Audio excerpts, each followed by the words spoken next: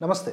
భారత్ తొలిసారిగా ఆతిథ్యమిస్తున్నటువంటి G20 శిఖరాగ్ర సదస్సు ఢిల్లీ వేదికగా అట్టహాసంగా ఇవాళ ప్రారంభమైంది. ప్రపంచ దేశాలకు ప్రధానమంత్రి నరేంద్ర మోదీ ఘనంగా స్వాగతం పలుకుతూ ప్రపంచం మంచిగా ఉండాలంటే అందరూ కలిసికట్టుగా నడవాల్సిందేననే సంకేతాన్ని చాటారు. ఢిల్లీ ప్రగతి మైదాన్లోని భారత మండపం వేదికగా మొదలైన ఈ 2 రోజుల సదస్సులో మొదటి రోజు గ్రాండ్ సక్సెస్ అయిందనే చెప్పాలి. ప్రపంచంలో విశ్వాసం అనే అంశంలో లోటు కనిపిస్తుంది. ఈ లోటును తొలగించి నమ్మకాన్ని పెంచాలి. ప్రపంచం మంచి కోసం మనందరం కలిసి నడవాలి. కరోనా, ఉక్రెయిన్ యుద్ధం కారణంగా ఏర్పడిన లోటును మనం భర్తీ చేస్తూ నమ్మకంతో ముందుకు సాగాలి అంటూ ప్రధాని పిలుపునిచ్చారు. సబ్కా సాత్, సబ్కా విశ్వాస్, సబ్కా ప్రయాస్ మంత్రముతో అందరము ముందుకు వెళ్ళాలి.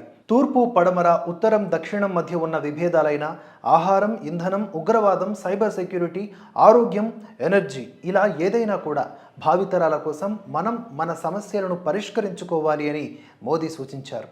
ఇక తన ప్రసంగాన్ని ప్రారంభించే ముందు ప్రధాని G20లోకి ఆఫ్రికన్ యూనియన్కు స్వాగతం పలకడం జరిగింది. ఇది ఒక చరిత్రాత్మకమైనటువంటి ఘట్టం. సభ్యులందరి అంగీకారముతో ఆఫ్రికన్ యూనియన్కు శాశ్వత సభ్యత్వం ఇస్తున్నట్లుగా ప్రకటించారు మోదీ.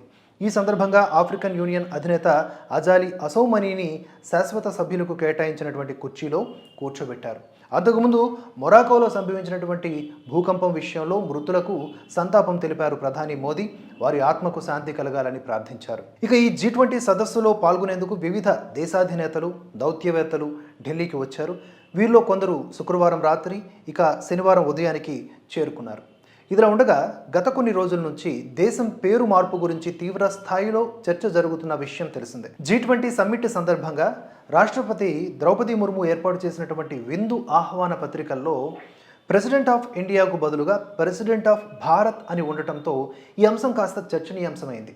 తాజాగా G20 సమ్మిట్లో ప్రధాని మోదీ కూర్చున్న కుర్చీ వద్ద టేబుల్పై ఉండేటటువంటి దేశం నేమ్ ప్లేట్పై ఇండియాకు బదులుగా భారత్ అని రాసి ఉండటం గమనార్హం. ఇప్పటి వరకు అంతర్జాతీయంగా భారత్ను ఇండియాగా గుర్తించేవారు. ఇప్పుడు తొలిసారి ఓ అంతర్జాతీయ సమావేశంలో ఇండియాను భారత్గా గుర్తిస్తూ రౌండ్ టేబుల్పై దేశం నేమ్ ప్లేట్ను ఏర్పాటు చేశారు. మోదీ తన ప్రసంగాన్ని ప్రారంభిస్తూ కూడా భారత్ మిమ్మల్ని స్వాగతిస్తోందని చెప్పడం గమనార్హం. అంతకుముందు ఇండో పసిఫిక్ ప్రాంతంలో చైనా ఆధిపత్య ప్రదర్శనల్ని, ఏకపక్ష ధోరణుల్ని కలిసికట్టుగా ఎదుర్కోవాలని భారత్, అమెరికా నిర్ణయించాయి. స్వేచ్ఛాయుత, సమ్మిళిత, సుస్థిర ఇండో పసిఫిక్ కోసం కలిసి పనిచేస్తామని ప్రకటించాయి. దీనికోసం క్వాడ్రిలేటరల్ సెక్యూరిటీ డైలాగ్ను బలోపేతం చేయాలని తీర్మానించాయి.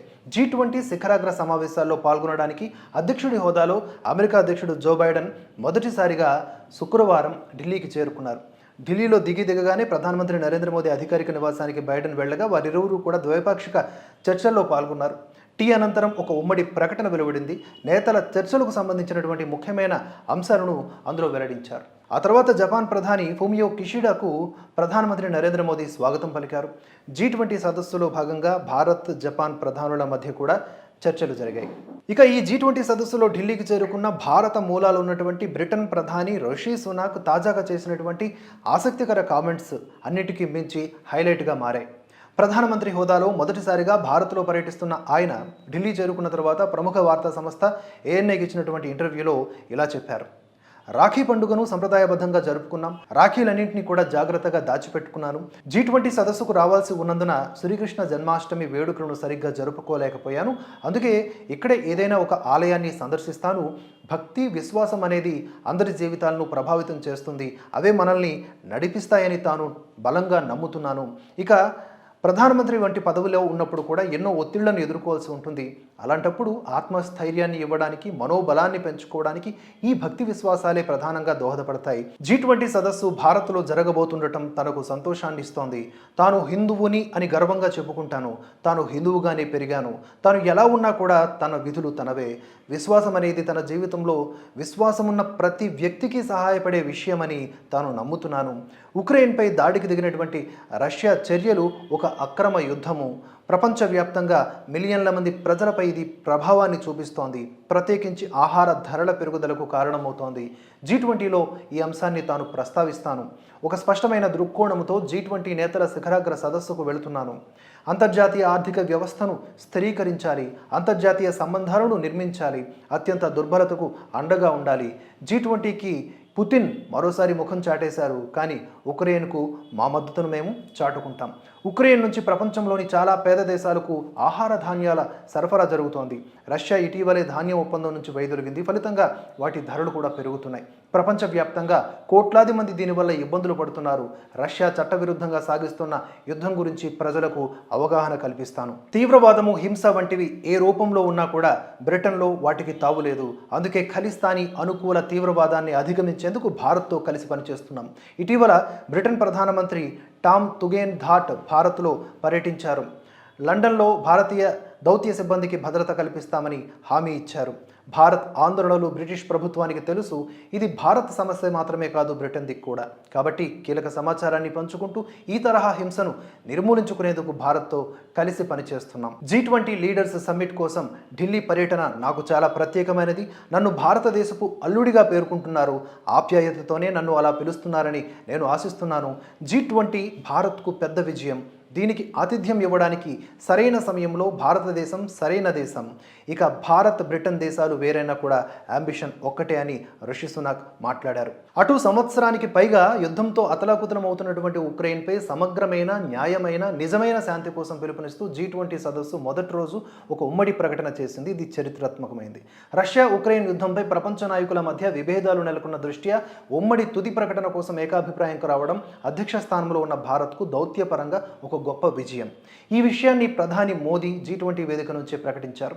నాకు శుభవార్త అందింది. మా బృందం కృషి కారణంగా న్యూఢిల్లీ G20 లీడర్స్ సమ్మిట్ డిక్లరేషన్పై ఏకాభిప్రాయం ఏర్పడింది. ఈ నాయకత్వ ప్రకటనను ఆమోదించాలనేది నా ప్రతిపాదన. ఈ డిక్లరేషన్ని ఆమోదించాలని నేను ప్రకటిస్తున్నాను. అందుకు కృషి చేసిన నా అధికారులు, మంత్రులను ఈ సందర్భంగా అభినందిస్తున్నాను అని మోదీ తెలిపారు. ఢిల్లీ డిక్లరేషన్లో భాగంగా ముఖ్యంగా 5 అంశాలపై ఏకాభిప్రాయం కుదిరింది. బలమైన, స్థిరమైన, సమతుల్యమైన సమగ్రాభివృద్ధి, వేగవంతమైన సుస్థిరాభివృద్ధి, సుస్థిర భవిష్యత్తు కోసం హరిత అభివృద్ధి ఒప్పందం, 21వ శతాబ్దానికి బహుపాక్షిక సంస్థలు, బహుపాక్షికతను పునరుద్ధరించడం. ఇవి 5 అంశాలు. ఇక గత ఏడాది ఇండోనేషియా వేదికగా జరిగినటువంటి G20 శిఖరాగ్ర సదస్సులో ఉక్రెయిన్ సంఘర్షణను చర్చించడానికి రష్యా, చైనా దేశాలు నిరాకరించిన విషయం తెలిసిందే. అయితే ప్రస్తుతం ఏకాభిప్రాయం కోసం భారత్ చేసినటువంటి ప్రయత్నం ఫలించింది. రష్యా, చైనాలు ఉమ్మడి ప్రతిపాదనకు ఆమోదం తెలిపాయి. ఉక్రెయిన్ సంఘర్షణ విషయంలో ప్రాదేశిక సమగ్రత, సార్వభౌమాధికారం లేదా ఏ రాష్ట్ర రాజకీయ స్వాతంత్ర్యానికి వ్యతిరేకంగా చర్య తీసుకోవద్దని డ్రాఫ్ట్ డిక్లరేషన్ 3-4 పేరాలో ఉంది. ఒకే భూమి, ఒకే కుటుంబం, ఒకే భవిష్యత్తు అనే స్ఫూర్తితో దేశాల మధ్య శాంతియుత, స్నేహపూర్వక, మంచి పొరుగు సంబంధాలని పెంపొందించడం అవసరమని ఈ డిక్లరేషన్ పేర్కొన్నది. మరోవైపు ప్రధాని నరేంద్ర మోదీ గ్లోబల్ బయోఫ్యూయల్ అలయన్స్ను ప్రారంభించారు. ఇది కూడా చరిత్రాత్మకమైందే. ఈ కూటమిలో భారత్, బంగ్లాదేశ్, అలాగే ఇటలీ, అమెరికా సహా 11 దేశాలు ఉన్నాయి. ఇందులో పెట్రోల్లో ఇథనాల్ కలపడానికి 20% వరకు అనుమతి ఉంటుంది. ఈ G20 సదస్సు సందర్భంగా అమెరికా అధ్యక్షుడు జో బైడెన్ మాట్లాడుతూ, ఇది నిజంగా చాలా పెద్ద విషయం. ఇందుకు నేను ప్రధాని మోదీకి కృతజ్ఞతలు చెప్పాలనుకుంటున్నాను. One earth, one family, one future అంటే ఈ G20 సమ్మిట్ ప్రూవ్ చేసిందని ఆయన మాట్లాడారు. ఇక India, Middle East, Europe connectivity కారిడార్ను ప్రారంభిస్తున్నట్లుగా ప్రకటించిన తరువాత పీఎం నరేంద్ర మోదీ మాట్లాడారు. నా స్నేహితుడు ప్రెసిడెంట్ జో బైడెన్తో కలిసి ఈ కార్యక్రమానికి నాయకత్వం వహించడం నాకు చాలా సంతోషంగా ఉంది. మేమంతా ఒక ముఖ్యమైన చారిత్రాత్మక ఒప్పందాన్ని ముగించామని చెప్పారు. భవిష్యత్తులో భారతదేశం, పశ్చిమాసియా, యూరోప్ మధ్య ఆర్థిక ఏకీకరణకు సమర్థవంతమైన వాహనం ఇది అవుతుంది. ఇది ప్రపంచవ్యాప్తంగా కనెక్టివిటీ, అభివృద్ధికి స్థిరమైన దిశను అందిస్తుందని ఆయన చెప్పారు. G20 సమావేశంలో Saudi Arabia crown prince Mohammed bin Salman మాట్లాడుతూ, ఈ సమావేశంలో ఆర్థిక ప్రాజెక్టుకు సంబంధించిన ప్రకటనలు, చొరవలను ఏకీకృతం చేయాలని మేము ఆశిస్తున్నాం. ఈ ముఖ్యమైన ఆర్థిక కారిడార్ను స్థాపించడానికి, ఈ పునాది అడుగు వేయడానికి మాతో కలిసి పనిచేసిన వారికి నేను ధన్యవాదాలు తెలియజేస్తున్నాను అని తెలిపారు. ఇక చైనా అధ్యక్షుడు జీ జిన్పింగ్ స్థానంలో వచ్చినటువంటి ప్రధానమంత్రి లీ కియాంగ్ ఇవాళ G20 సభ్యుల మధ్య ఐక్యత ఆవశ్యకతను నొక్కి చెప్పారు. ఆర్థిక ప్రపంచీకరణకు సహకారము, చేరికతో పాటుగా దృఢమైన మద్దతు కోసం పిలుపునిచ్చారు. విభజన కంటే ఐక్యత, ఘర్షణ కంటే సహకారము, మినహాయింపు కంటే చేరిక అవసరమని ఆయన నొక్కి ఒక్కాణించారు. ఇక చైనా చేపట్టినటువంటి బెల్ట్ అండ్ రోడ్ ఇనిషియేటివ్ BRIకి దీటుగా భారత్, పశ్చిమాసియా, యూరప్ కనెక్టివిటీ కారిడార్ను G20 సమావేశంలో ప్రధాని మోదీ ప్రకటించడం విశేషం. దీని కింద రైల్వే, పోర్టు సౌకర్యాలను అభివృద్ధి చేస్తారు. మున్ముందు పశ్చిమాసియాకు, యూరోప్కు మధ్య ఆర్థిక అనుసంధానానికి భారత్ కీలక పాత్ర పోషిస్తుందని ఈ సందర్భంగా చెప్పారు. భారత్ యూరప్ పశ్చిమాసియా కారిడార్ను గేమ్ చేంజింగ్ పెట్టుబడిగా అమెరికా అధ్యక్షుడు జో బైడెన్ ఈ సందర్భంగా అభివర్ణించారు.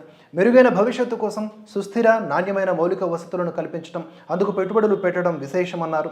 అమెరికా ఇతర దేశాలు కలిపి దీన్ని వాస్తవికంగా మలచడానికి ప్రయత్నిస్తున్నాయని చెప్పారు. ఎకనామిక్ కారిడార్స్లో తాము పెట్టుబడి పెడతామని కొన్ని నెలల క్రిందటే తాను చెప్పినట్లుగా బైడెన్ గుర్తు చేశారు. ఇలాంటి ఎన్నో విశేషాలతో G20 శిఖరాగ్ర సమావేశాలకు సంబంధించిన తొలి రోజు దిగ్విజయంగా సాగుతోంది. ఇంకా చాలా కీలక అంశాలు ఈ G20 మీట్కు సంబంధించి తదుపరి ఎడిటోరియల్లో తెలుసుకుందాం. Thanks for watching. జై హింద్, జై భారత్.